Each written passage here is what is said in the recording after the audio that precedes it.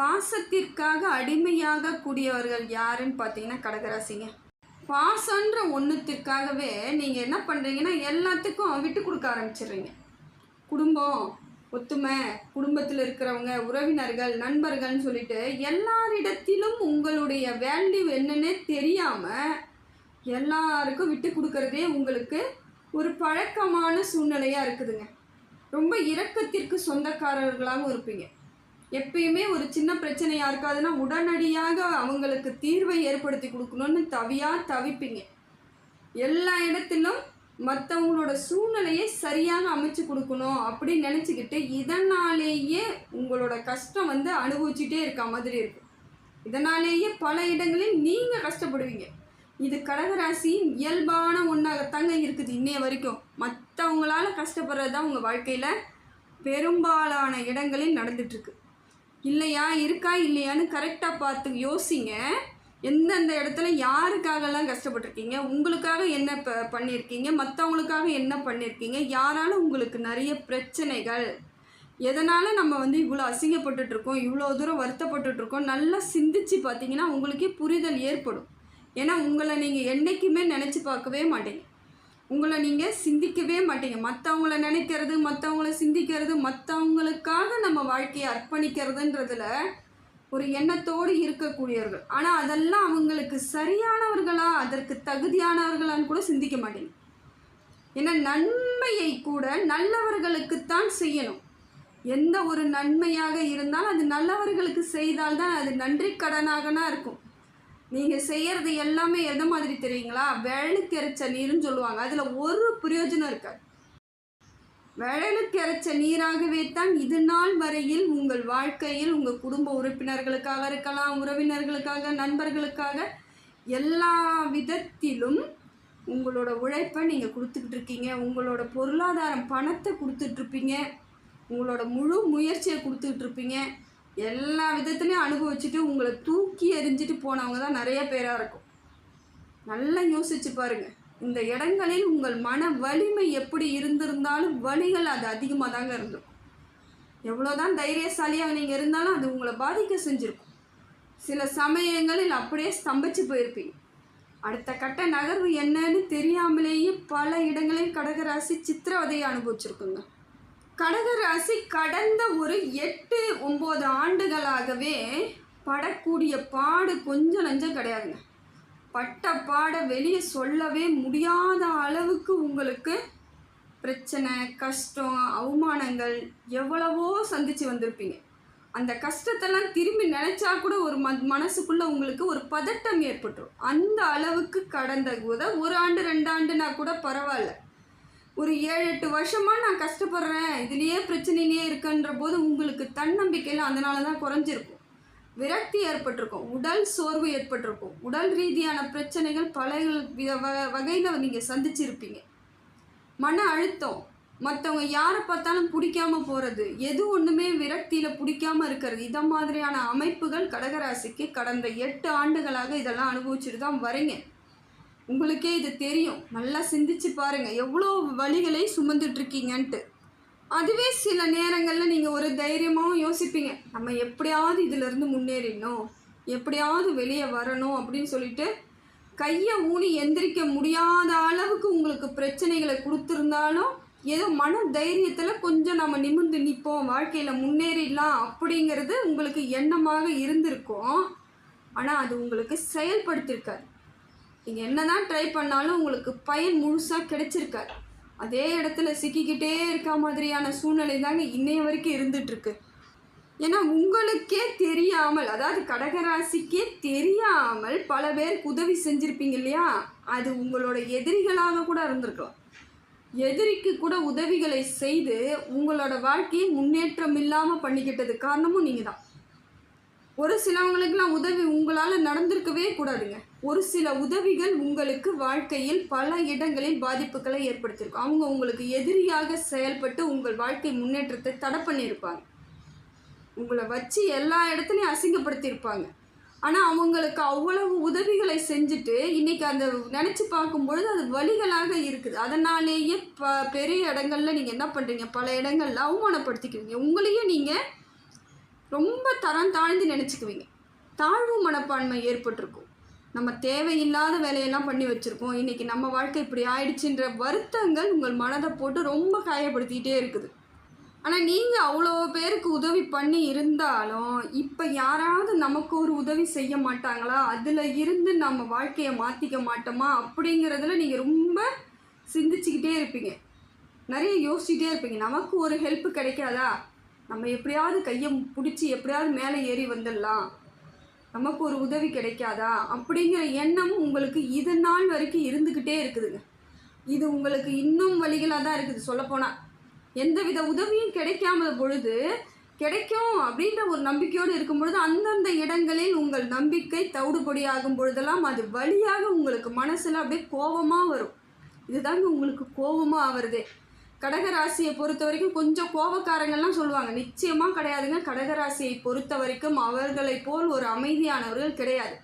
ஆனால் இருக்கக்கூடிய சூழ்நிலைகள் அத்தனையும் அவர்களை ஒரு கோபக்காரங்களாக ரொம்ப யாருக்கும் எதுவும் செய்யக்கூடாதுங்கிற இடத்துக்கு கொண்டுட்டு வந்ததும் இந்த மாதிரியான சூழ்நிலை ஆட்கள் தான்.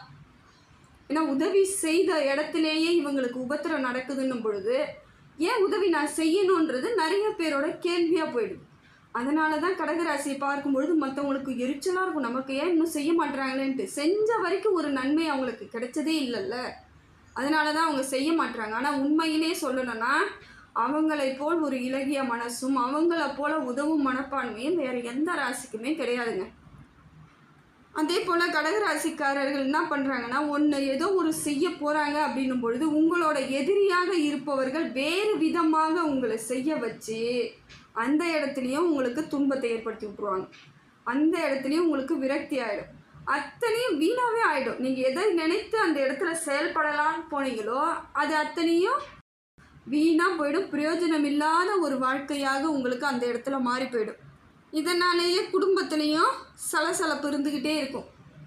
என்ன நீங்கள் எது பண்ணாலும் வேஸ்ட்டாக போகுதுன்னு கணவன் மனைவி இடையே கருத்து வேறுபாடு ஏற்படும், நிறைய சிக்கல்கள் ஏற்படும். பொருளாதார ரீதியாக நீங்கள் பல சிக்கல்களை சந்திக்கும் பொழுதெல்லாம் குடும்பத்தில் இருக்கிறவங்க உங்களை நெருக்கடி கொடுப்பாங்க. எனக்கு ஏன் இதெல்லாம் நீ செய்யலை, உன்னால தான் எனக்கு இந்த கஷ்டம்னு மற்றவங்க உங்களை நெருக்கடி கொடுக்கும் பொழுது அதுவும் உங்களுக்கு இது நாள் வரைக்கும் பாதிப்பு ஏற்படுத்தியிருக்கும். அது இந்த கணவன் மனைவி இடையே பெரிய சண்டைகள்லாம் ஏற்பட்டிருக்குங்க. இந்த கடந்த 8 வருடங்களில் நீங்கள் அந்த அளவுக்கு அவமானத்தை சந்திச்சிருப்பீங்க. குடும்பத்தில் இருக்கிறவங்களும் உங்களை ஒரு நல்ல இடத்துல பார்த்துருக்க மாட்டாங்க, கோபமாகவே இருப்பாங்க. வெளியே இருக்கிறவங்களும் உங்களை வாழ விட மாட்டாங்க. உறவினர்கள் நண்பர்களாக இருக்கிறவங்களும் உபத்திரம் கொடுத்துட்ருப்பாங்க. அது எல்லா இடத்துலையும் சுற்றுற இடத்தெல்லாம் போகிற இடத்தெல்லாம் நமக்கு பிரச்சனைனா எப்படி சமாளிக்கிறதுங்கிறது இன்னும் உங்களுக்கு மன உளைச்சலாக இருந்திருக்கும். ஆனால் மனசுக்குள்ளே எப்போதும் ஒரு வைராகியம் இருந்துக்கிட்டு தாங்க இருக்கும் கடகராசிக்கு. நீ எவ்வளோ அவமானப்படுத்துறியோ படுத்து, நீ எவ்வளோ பிரச்சனை கொடுக்குறியோ கொடு, எனக்கு அதெல்லாம் ஒரு விஷயமே கிடையாது அப்படின்னு துச்சமாக நினைத்து அவங்க முன்னாடியே நிமிர்ந்து நிற்கிறதுக்கு முயற்சி பண்ணிக்கிட்டே இருக்கிறீங்க இது நாள் வரைக்கும். எவ்வளோ மன உளைச்சல் இருந்தாலும் எவ்வளோ பிரச்சனைகள் இருந்தாலும் அதை எப்படி பண்ணுறீங்கன்னு பார்த்தா, எதுவாக இருந்தால் இருக்கட்டும், நான் என் வாழ்க்கையை வாழ்ந்தாகணும்னு பல கடகராசிக்காரர்கள் அதுலேயும் முயற்சி பண்ணுறவங்க இருக்காங்க. அதில் ஒரு சிலர் என்ன பண்ணுறாங்க, மன உளைச்சலில் அதே இடத்துல அப்படியே ஸ்டாப் ஆகி நின்றுடுவாங்க.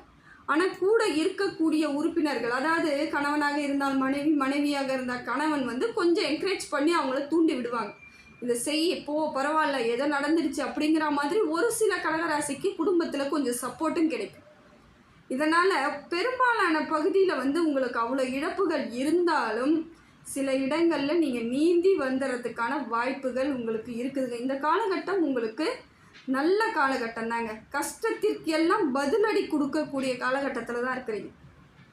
ஏன்னா எவ்வளோ பேர் உங்களுக்கு கஷ்டம் கொடுத்தாங்களோ, எவ்வளோ பேர் பிரச்சனை கொடுத்தாங்களோ, எவ்வளோ பேர் உங்களை அவமானப்படுத்தியிருக்கலாம், எவ்வளோ இடங்களில் உங்களுக்கு கிடைக்க வேண்டிய அத்தனை நன்மைகளும் கிடைக்காம போயிருக்கலாம். அது எல்லாம் இப்பொழுது சரியாக கூடிய நேரத்தில் இருக்கிறீங்க. எதெல்லாம் முடியாதுன்னு உங்களை நினச்சாங்களோ அதெல்லாம் செய்வீங்க. கையை ஊனி எந்திரிச்சு யார் முன்னாடியெல்லாம் தலை குனிஞ்சு நின்னீங்களோ அவங்க முன்னாடியெல்லாம் தலை நிமிர்ந்து நிற்பீங்க. அந்த காலகட்டம் உங்களுக்கு படிப்படியாக நல்ல மாற்றத்தை ஏற்படுத்தி கொடுக்கக்கூடிய மாற்றமாக தாங்க இருக்குது. உங்களுக்கு குரு பகவான் சரியான அமைப்பில் இருந்து, சனி பகவானும் சரியான அமைப்பில் இருந்து, சூரியன் அந்த அமைப்பு எல்லாம் கரெக்டாக வரும்பொழுது உங்களுக்கு மாற்றத்தை ஏற்படுத்தி கொடுக்குறாருங்க. இது எல்லாமே நல்ல கிரகங்கள் அனைத்தும் உங்களுக்கு நன்மை செய்யும் பொழுது மாற்றம் ஏற்படும். உங்கள் ராசிநாதன் சந்திர பகவானும் இப்போ உங்களுக்கு மனசுக்குள்ள ஒரு தைரியத்தை கொடுக்குறார். அந்த மன தைரியம் உங்களுக்கு வாழ்க்கையில் முன்னேற்றத்தை எப்படியெல்லாம் ஏற்படுத்திக்கலான்னு சொல்லிட்டு இப்போ எண்ணங்கள் தன்னால் வருங்க. இது நாள் வரைக்கும் ஒன்றுமே செய்யாமல் கம்முன்னு இருந்தவங்க கூட இப்போ கொஞ்சம் ஏதாவது பண்ணணும்ப்பா அப்படிங்கிற எண்ணம் ஏற்பட்டு முயற்சிகள் அத்தனையும் உங்களுக்கு முழுமையான பலன்களை கொடுக்கக்கூடியதாக இருக்குங்க.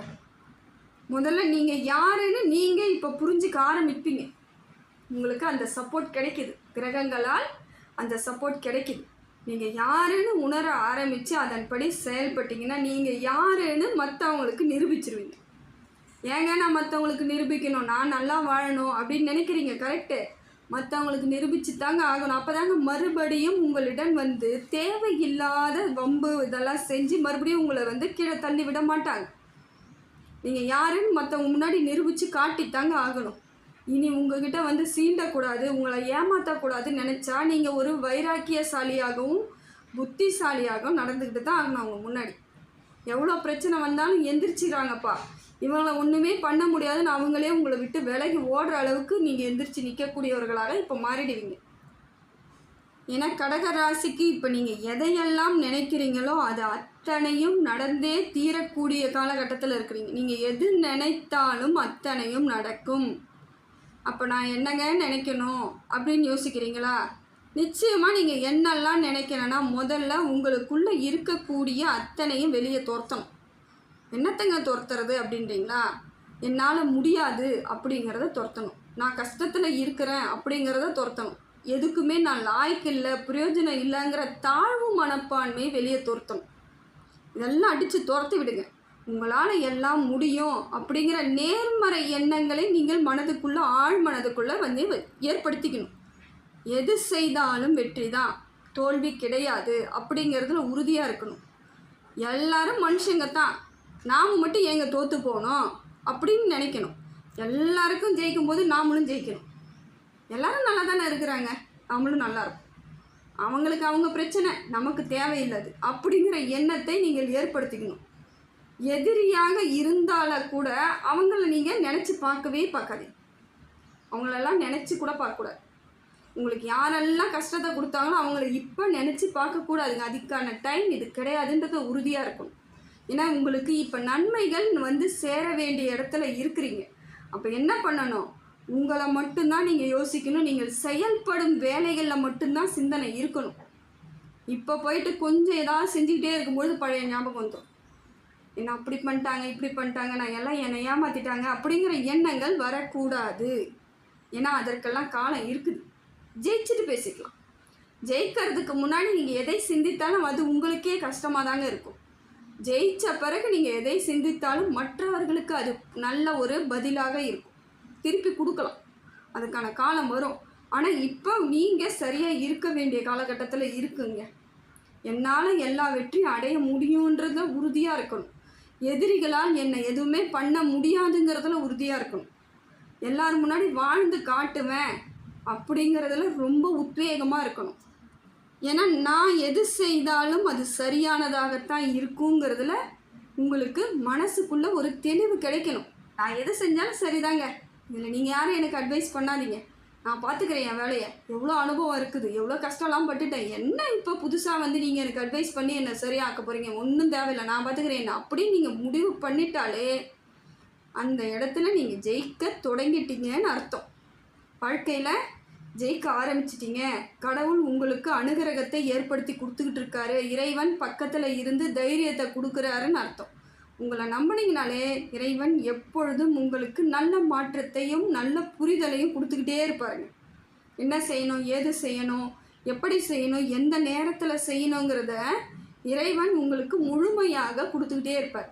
அதனால் உங்களை மட்டும் நம்பி எந்த வேலையை வேணாலும் செய்யுங்க. பொருளாதார ரீதியாக நீங்கள் முதலீடெல்லாம் போடுறீங்கன்னா கரெக்டாக பண்ணிக்கலாம். ஏன்னா ஒரு பொருளாதார ரீதியாக முதலீடு செய்யும் பொழுது அந்த வேலை உங்களுக்கு தெரிந்த வேலையாக இருந்தால் அதில் முழு கவனத்தோடு நீங்கள் செய்யும் பொழுது இப்போ பல மடங்கு லாபத்தை ஏற்படுத்தி கொடுக்கக்கூடிய வகையில் தாங்க அனைத்து கிரகங்களும் உங்களுக்கு நல்ல செயலாக இருக்குது. அதனால் இப்போ நீங்கள் தொழில் முயற்சி பண்ணுறேன், தாராளமாக பண்ணுங்கள். இந்த வேலையிலேருந்து வேறு வேலைக்கு போகிறேன், ரொம்ப நல்லது, போயிட்டு வாங்க. வெளிநாட்டுக்கு நான் வேலைக்கு போகிறேன், ரொம்ப விசேஷங்க, அது மாதிரி போயிட்டு வந்தீங்கன்னா வாழ்க்கை மாற்றம் ஏற்படும். வெளியூர் பயணம் நன்மை சேரும் அப்படின்ட்டு நீங்கள் தான் உங்களை தயார்படுத்திக்கணும். இப்போ எல்லாமே உங்களுக்கு நீங்கள் எதை செய்தாலும் வெற்றி அடைகிற போது, அப்போ எதை செய்கிறோம், எப்படி செய்கிறோங்கிறதுல பிளானில் தெளிவாக இருக்கணும். இதை மற்றவங்க சொல்லி நீங்கள் செய்யக்கூடாது.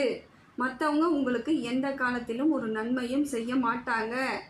முடிந்த வரைக்கும் உங்ககிட்ட எல்லாமே யோசித்து நீங்களாக தான் செயல்படுத்திக்கணும். ஏன்னா உங்களுக்கு சந்திர பகவான் ராசிநாதன் பொழுது நிறைய சிந்தனைகள் தெளிவு கிடைக்கும் வகையில் இருக்குங்க. நீங்கள் எதை யோசித்து செய்தாலும் அது உங்களுக்கு மாற்றமாக இருக்கும், நன்மையாகவும் இருக்கும். அதே போல் தாழ்வு மனப்பான்மையில் அடித்து துரத்தி விடுங்க. சொல்கிறேன், என்னால் எல்லாம் முடியும், எல்லாத்திற்கும் நான் தகுதியானவன் நீங்கள் நினைக்கணும். எதுக்குமே நான் தகுதி இல்லைன்னு நினச்சி தான் இது நாள் வரைக்கும் தாழ்வு மனப்பான்மையில் ரொம்ப நொந்து போயிருப்பீங்க. அப்படிலாம் யாரும் எதுவும் எல்லாத்துக்கும் தகுதி இல்லாதவங்களாம் யாருமே கிடையாதுங்க இந்த உலகத்தில். எல்லாத்துக்கும் எல்லாருக்கும் தகுதி இருக்குது. இறைவன் அப்படித்தான் நம்மளெல்லாம் படைச்சிருக்கான். அதனால் முடிந்த வரைக்கும் நீங்கள் அந்த எண்ணத்திற்கு வரணும். என்னால் எல்லாம் முடியும், எல்லாமே எனக்கு சரியாக தான் இருக்கும், நான் செய்கிறது எல்லாம் சரிதான்னு, எனக்கு தகுதியான வேலையை தான் நான் செய்கிறேன்னு நீங்கள் நினைக்கணும். ஏன்னா எண்ணம் போல் தாங்க வாழ்க்கை மாறும். நம்ம எண்ணத்தை தெளிவாக வச்சுக்கிட்டு நீங்கள் செயல்படுத்துனீங்கன்னா எல்லாம் ஜெயிக்கலாம். எதுவுமே வச்சுக்காமல் எனக்கு எதுவும் நடக்கலை, எனக்கு எதுவும் கிடைக்கலன்னும் பொழுது அது கிடைக்காமல் தான் போகும். எதுவாக இருந்தாலும் கிடைக்கும், நடக்கும், மாறும், சரியாயிடும். பிரச்சனையிலேருந்து நான் வெளியே வந்துடுவேன். பிரச்சனை ஏதோ ஆயிடுச்சு, அன்னைக்கு சூழ்நிலை அப்படி தான் நீங்கள் எடுத்துக்கணும். திருப்பி அதுக்குள்ளேயே இருப்பேன்னு எந்த காலத்துலேயும் ஒரு நிமிஷம் கூட நினச்சி பார்க்கக்கூடாது. அப்படி இருந்தீங்கன்னா இந்த காலகட்டம் உங்களுக்கு இறைவன் அனுகிரகத்தால் எல்லா விதத்திலும் மாற்றத்தை ஏற்படுத்தி கொடுக்கக்கூடிய காலகட்டமாக தாங்க இருக்குது. உங்கள் வாழ்க்கையை முழுசாக நல்லபடியாக வாழணும்னு நினச்சிங்கன்னா இந்த காலம் உங்களுக்கு சிறப்பான காலமாக இருக்குது. அதை சரியாக பயன்படுத்திக்கிறது உங்கள் கையில் தான் இருக்குது.